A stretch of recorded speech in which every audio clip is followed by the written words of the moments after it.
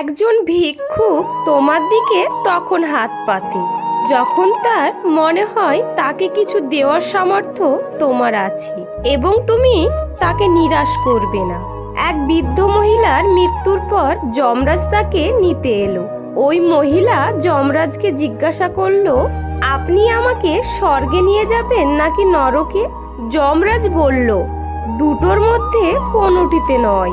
এই জন্মে তুমি অনেক পুণ্যের কাজ করেছো, তাই তোমাকে আমি প্রভুর ধামে নিয়ে যাচ্ছি। বৃদ্ধ মহিলা খুশি হয়ে বলল, ধন্যবাদ, কিন্তু আপনার কাছে আমার একটা বিনতি আছে। আমি মর্তলোকে স্বর্গ আর নরকের ব্যাপারে অনেক শুনেছি।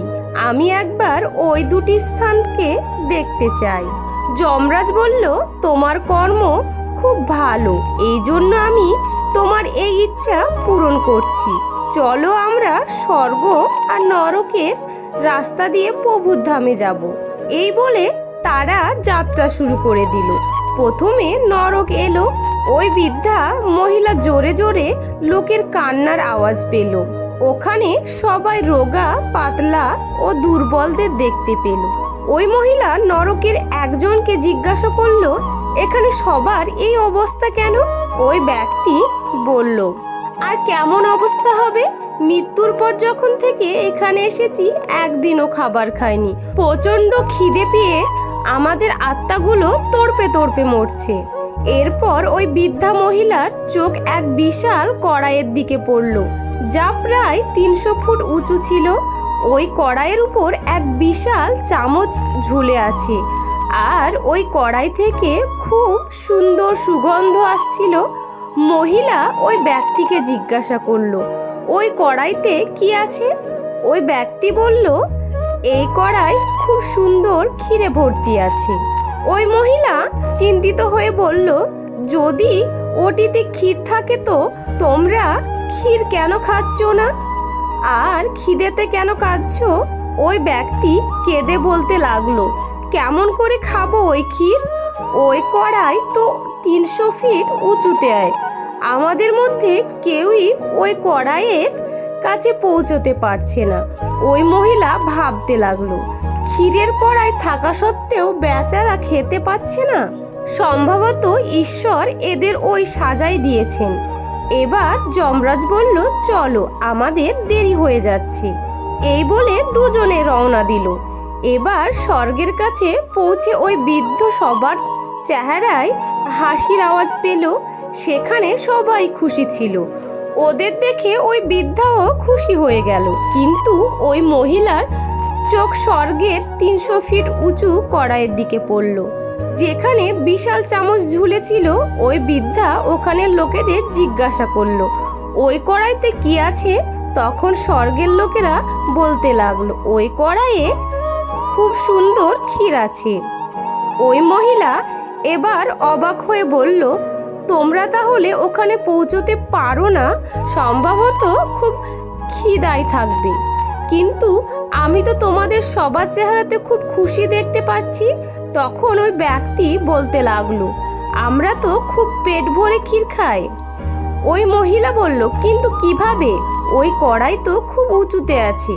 তখন ওই ব্যক্তিরা বলল, এখানে কত গাছপালা, নদী, ঝর্ণা সব মানুষের ব্যবহারের জন্য দিয়েছে। আমরা ওই গাছ কেটে তার কাঠগুলো জুড়ে বিশাল সিঁড়ির নির্মাণ করি, আর ওই সিঁড়ির সাহায্যেই ওই কড়াই পর্যন্ত পৌঁছে যায়, আর সবাই মিলে ওই ক্ষীরের আনন্দ নিই। এবার ওই বৃদ্ধা মহিলা যমরাজের দিকে দেখতে থাকে। যমরাজ হেসে বলে, ঈশ্বর স্বর্গ আর নরক মানুষের হাতে সঁপে দিয়েছেন। যদি চাও একে স্বর্গ বানিয়ে নাও, আর যদি চাও একে নরক বানিয়ে নাও। ঈশ্বর সবাইকে সমানভাবেই দিয়েছেন। উনার কাছে সবাই এক সমান। উনি কারোর সাথে ভেদভাব করেন না। নরকেও গাছপালা, নদী, ঝর্ণা সবই কিছুই ছিল, কিন্তু ওখানের লোক খুব অলস, আর ওদের সব কিছু হাতের মধ্যেই চায়। কেউ কোনো কষ্ট করতে চায় না, আর এই জন্যই ওরা খিদের জ্বালায় মরছে। কারণ এটাই তো দুনিয়ার নিয়ম, যে ভালো কর্ম আর পরিশ্রম করবে শুধুমাত্র সেই মিষ্টি ফল খেতে পারবে।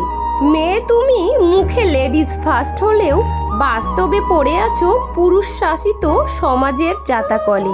একটা যৌনপল্লীর মেয়ে কখনো কারো বউ হওয়ার যোগ্য রাখে না, অথচ পল্লীতে যাওয়া নিয়মিত ছেলেটা বউ বাচ্চা নিয়ে দিব্যি সংসার করে। ধর্ষিত মেয়েরা সবার আর চোখেই পড়ে থাকে, ধর্ষকরা হাসি মুখে ঘুরে বেড়ায়। তোমার চোখ ধাঁধানো আকর্ষণীয়তার সবার মোহ কিন্তু ক্ষণিকের, চিরস্থায়ী নয়।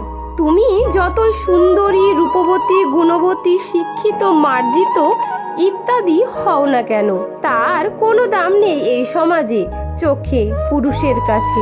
একটা ছেলের অনেকগুলি বান্ধবী থাকতে পারে, কিন্তু একটা মেয়ের কোনো ছেলে বন্ধু থাকাটা সহজ হতে পারে না। একটা ছেলে চাইলে বছরের পর বছর বিয়ে না করে শেষ বয়স অবধি একা কাটিয়ে দিতে পারে, অথচ একটা মেয়ে একটু বড় হলেই পাড়া প্রতিবেশী সহ সমাজের ঘুম হারাম হয়। এই চিন্তায় যে মেয়েটা আইবুড়ো হয়ে গেছে এখনো কেন বিয়ে দিচ্ছে না। খেলার মাঠের মেয়েটিকে ধরে রান্নাঘরে আটকে দেওয়া কোনো সমস্যা নেই, সমস্যা হলো মেয়েটির লেখাপড়া করে নিজের পায়ে দাঁড়ানোটা। নিজের মেয়েকে তো প্রতি মাসে বাড়ি আসতে বলেন, কিন্তু বউ 6 মাসে একবারও তার বাপের বাড়ি পাঠান না।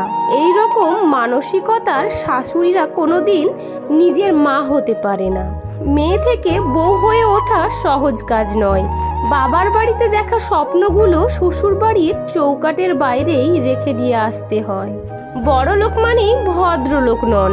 হঠাৎ বড়লোক হওয়া গেলেও হঠাৎ ভদ্রলোক হওয়া যায় না।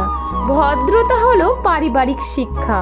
জীবনে টাকা নয়, ব্যবহারটা অনেক বড় কারণ।